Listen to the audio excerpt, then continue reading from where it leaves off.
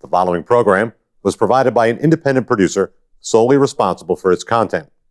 The opinions expressed do not necessarily represent the views of this station, its staff, board of directors, or underwriters.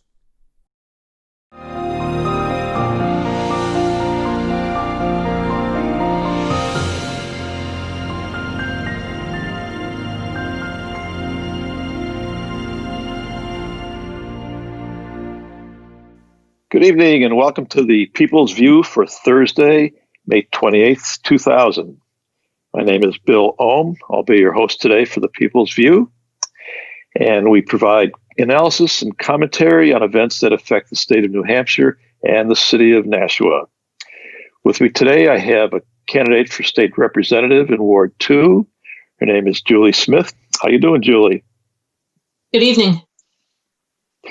And Julie has decided to run for office, be a candidate for the state rep race, which is coming up in November.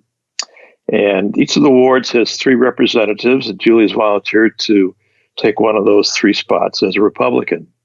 So, Julie, why don't you tell us a little bit about what you think about the issues affecting the state, a little bit about your background.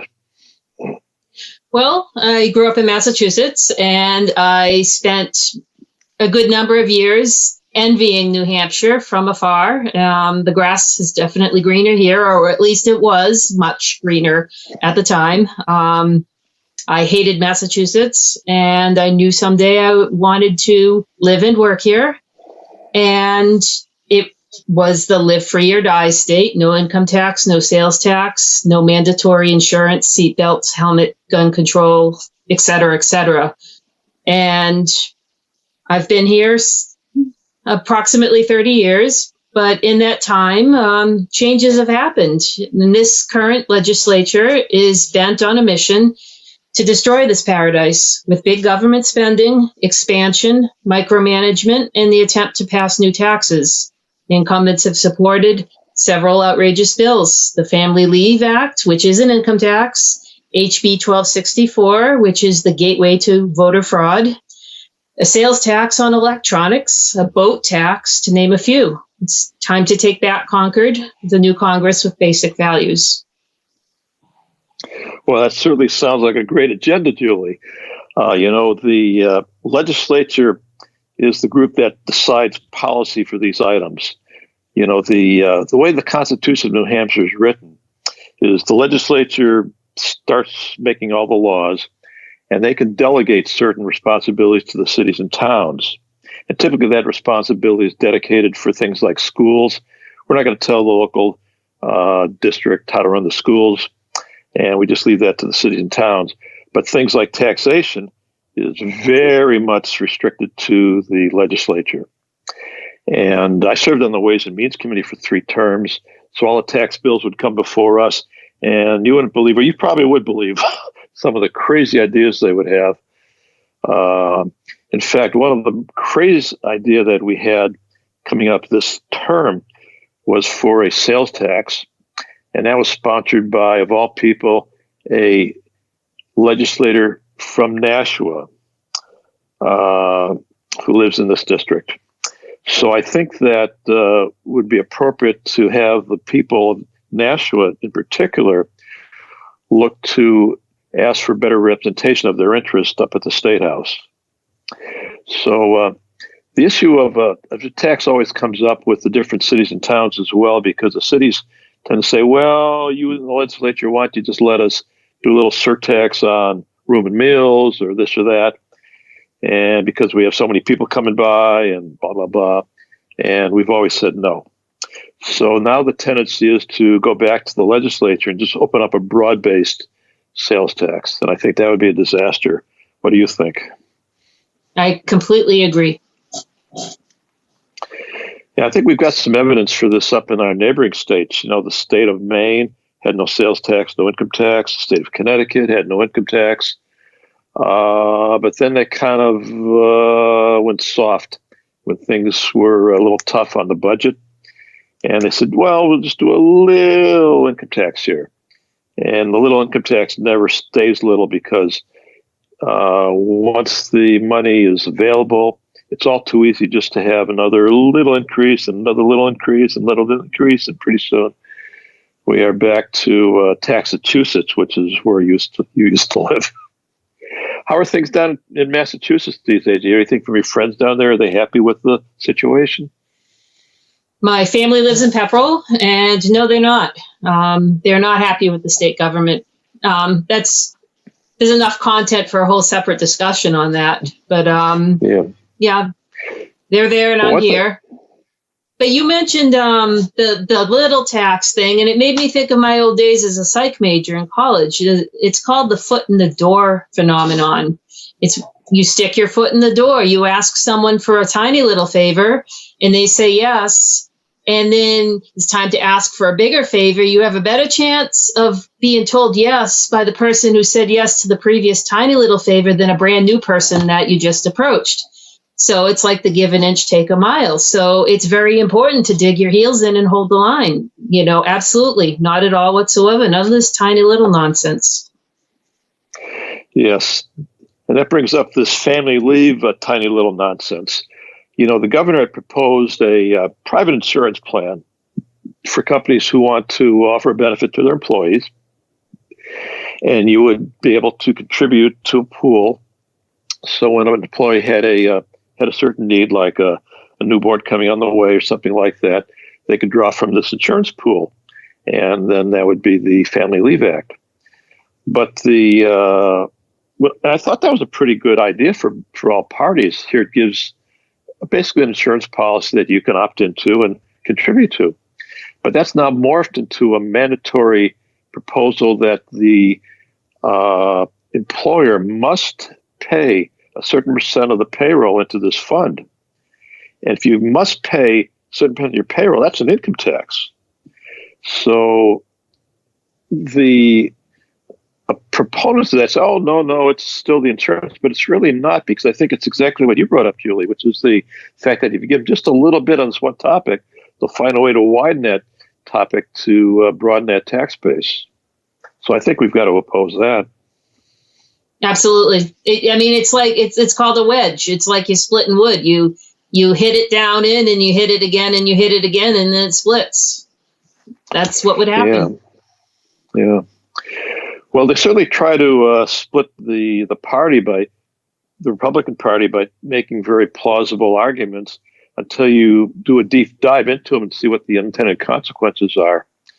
I think of a case where one of my representatives on Ways and Means proposed what he called was a revenue neutral tax proposal. Okay, I'm interested in revenue neutral tax proposals. And the idea was to broaden the base and lower the rates. Well, I'm in favor of that as well. So what was the idea? Well, he said he had to do a capital gains tax. And he said, well, that would be, more for the well-off people to pay a little more what he considered their fair share. And I said, well, what does that really mean? Well, it turns out that if you're a senior, you are now subject to taxes that you wouldn't have when you were working. And what I mean by that is if you were a senior that was responsible, you built up a nest egg, and you were trying to live independently and not be dependent on the state to subsidize your living expenses, but truly be independent, you'd have some kind of a nest egg. And that was done through your wages. But now when you want to use your nest egg, you found out that, oh, by the way, we have a 5% income tax. Well, what's this? This is money I've earned and put away. No. The interest and dividends tax right now takes the money that you get from your CDs and from your stock portfolio and charges over a certain threshold, 5%. And that's really income tax on seniors, because it's typically seniors who are depending on their nest egg for their living expenses. It's not the wages anymore. So now they have a 5% tax.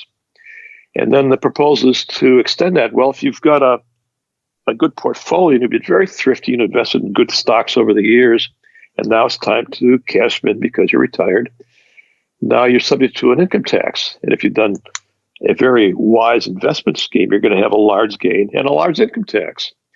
So I said, well, my good friend, I really don't think this is a good idea, because now this revenue neutral tax really burns the people that need the money the most.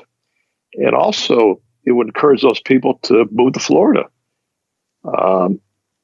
So one of the thoughts I had is that I think you want to have incentives to keep the older folks like myself in New Hampshire, because we typically don't have families, we typically don't have young kids in schools, but we pay on property taxes to subsidize those folks. What do you think about the whole issue of the education system now? Should we be paying for that with property taxes or with capital gains taxes or state taxes? It's a big debate. I mean, my view is to keep it at the local level. If you want to have your schools subsidized, well, talk to your governor, talk to your mayor, but really talk to your local people. Well, before you moved on to the property tax thing, you gave me a window of opportunity to quote one of my favorite philosophers, Thomas Sowell. And one of them is, I don't have word for word because I don't have it written down, but it has something to do with, in these modern times where people are so obsessed with fair shares, his final question is, what is your fair share of what someone else worked for? And as you were talking, that's what I was thinking. I was thinking of that quote in words. Again, I don't have the word for word, but what is your fair share of what someone else has worked for? I mean, people should ask that question. And that's a terrific response. So if we were in the State House and I was debating this topic, then you would ask to be recognized and go to the podium and say just what you said, Julie. I mean, that's a terrific response to the debate that we hear in the State House all the time about what are they trying to do and what's the counter argument to that. So that's a very good response to my mock debate here and how you would respond to that. I think it's exactly the kind of person we need in the State House who can read to the audience the facts of what's really behind the topic at hand. Have you had any debate experience? Have you done public speaking? Very little. English class in school, but nothing that's resume worthy. On Facebook a lot. Okay, so that's a written debate on Facebook. Yeah. One of the issues.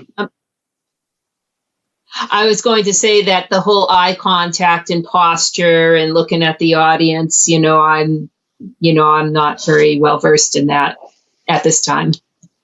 Mm-hmm. Yeah, it's unfortunate that at Reps Hall we cannot use any kind of visual aids. We can't put up a little poster or a video of what we're. Yeah, we just got to kind of look 400 people in the eye, hello, and try to get their attention as to what you're saying. But the good argument usually can win the day. If you could speak like you did, very effectively with a short argument, that's real important. Have you done any consideration of any other public service Opportunities as a volunteer? With the go ahead. I've done volunteer work. I'm in the employee volunteer corps. I get an email from that department, which is kind of on hold at the moment with our current situations out there. But I've done a few things. I've worked for the Front Door Agency, doing the, I forget the name of it. It's the Santa, where the employees of companies adopt a family and, take their wish list and buy the presents. So I sorted through those. I've done in Milford, there is an outreach place near the Oval, and I did the food bank. We put together these beans and rice kits. So I've done a few miscellaneous things. The only thing that I've done consistently for several years was the Sauhegan River cleanup. I used to go once a year, and with George May from the Sauhegan Watershed Association, we'd get together and we'd round up some people and we'd pick up trash. It wound up being more of a roadside cleanup than a river cleanup, but the stuff that gets thrown out of cars winds up in the river. So So that's probably my volunteer profile. Well, that's very nice. I mean, it all runs downhill, doesn't it? And at the bottom of the hill is the river, and then it's cleanup time. Mm-hmm. Yes. Which I was seeing. Oh, pardon. Yeah, we're on Skype, so we have a little bit of a delay. If we were in the studio, we could do a little more bantering. I'm sorry for interrupting you. Oh, sorry. I was going to say, though, speaking of the river, being a passionate paddler that I am, the boat tax keeps rearing its ugly head at every session. And I'm just appalled that Fish and Game is not a balanced government agency. It's budget-wise. It's in debt. It's been an issue that's, I don't know how old, since the beginning of time, probably.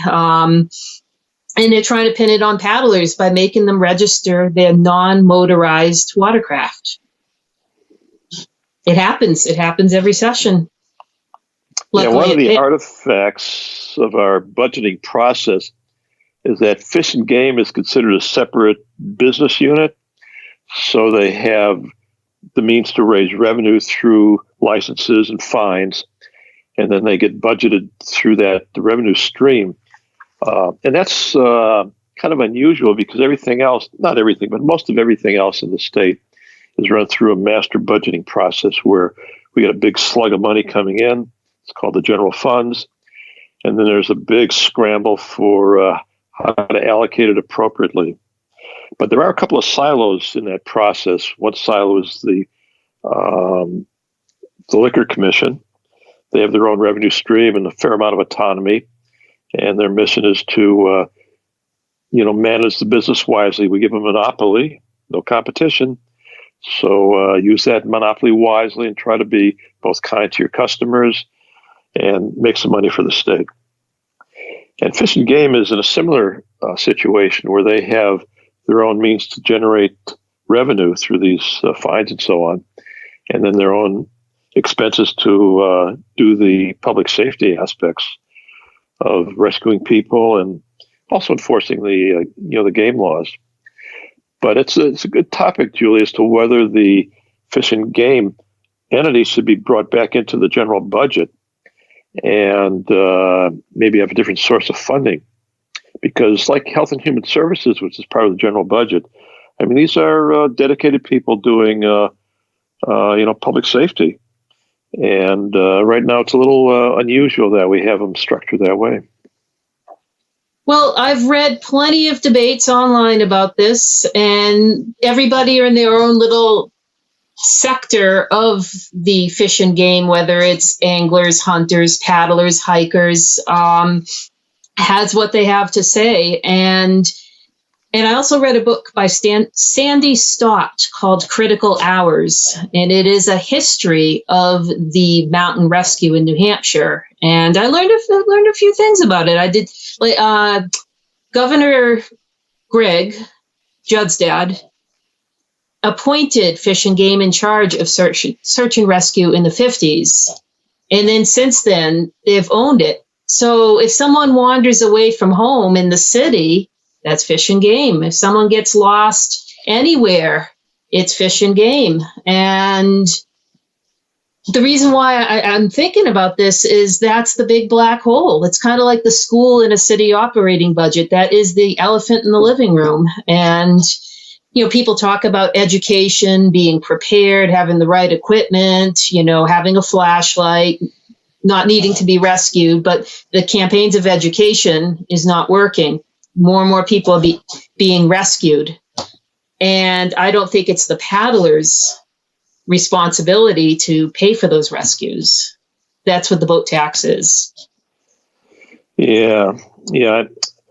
There's also the rescue card you can buy if you're mountaineering or hiking. Yeah, Hike Safe. Yes, that would help subsidize the expenses and hopefully teach the purchaser of the card to be a little more responsible being up in the hills. I'd like to focus a bit on some of the local stuff that we see here in Nashua and get your thoughts on this. We have a proposal in one of the adjoining wards, Ward 9, to build a middle school in the residential section of Cherrywood, and that's to replace the middle school at Elm Street, which is near the city center. Yeah.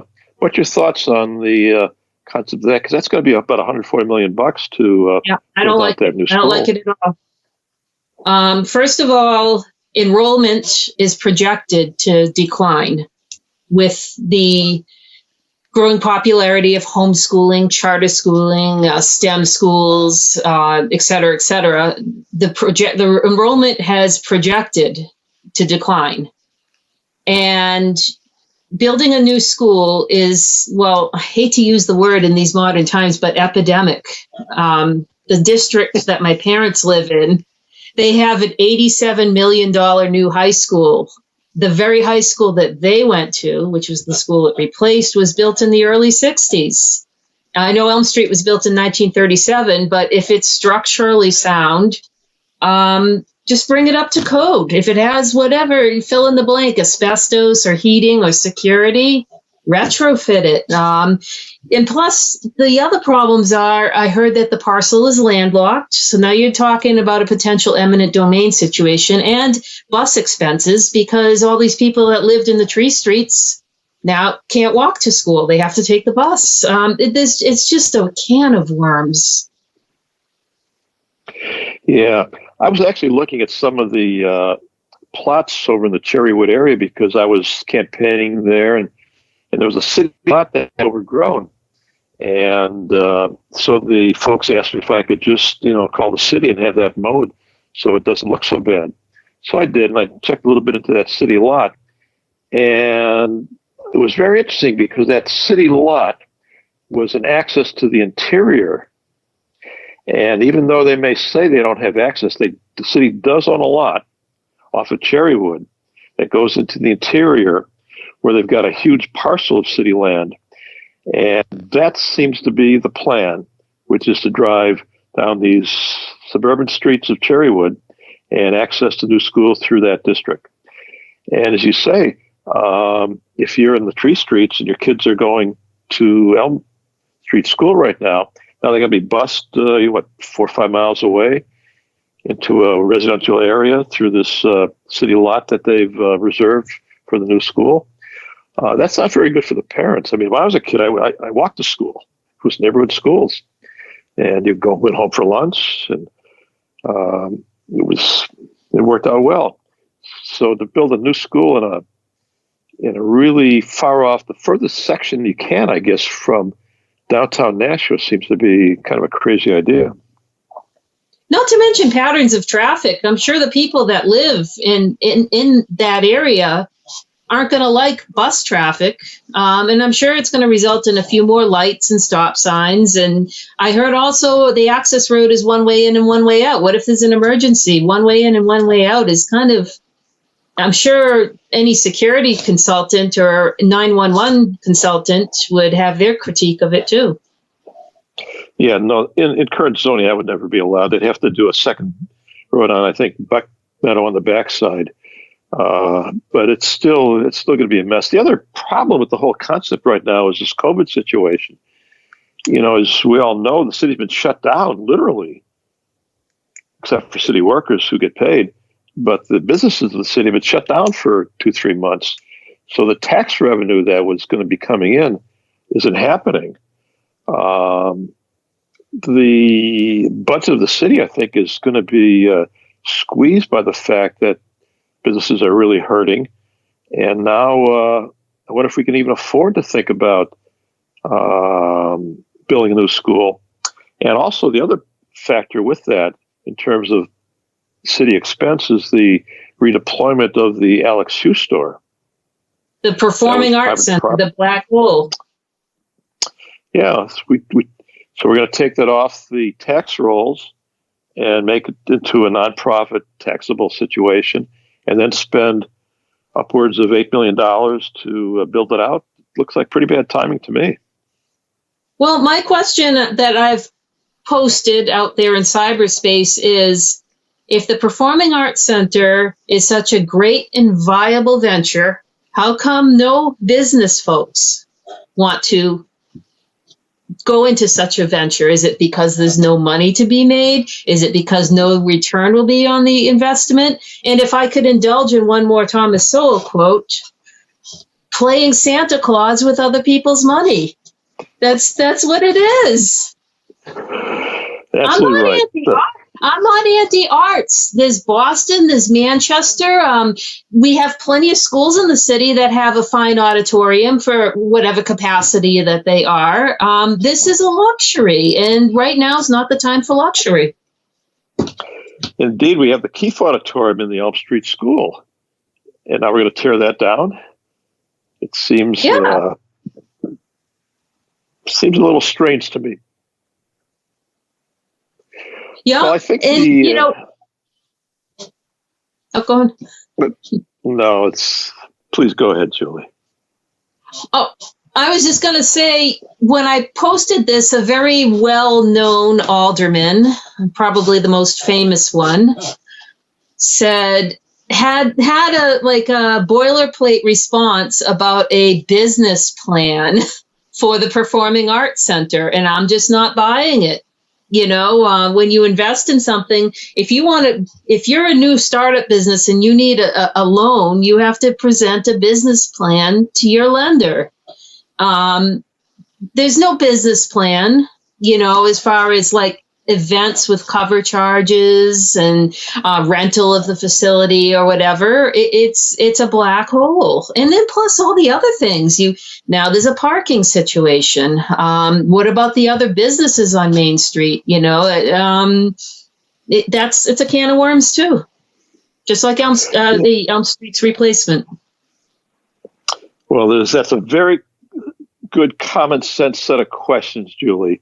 And they certainly need to be asked and answered before any money was spent. And I doubt that the current aldermen are even thinking along those lines of spending not other people's money, but maybe some of their own money, and would they spend it this way? Well, I'd like to thank you very much, Julie, as you're the next, hopefully, state rep out of Ward 2 to represent the city of Nashua up in Concord, New Hampshire. Thank you very much for coming on the show.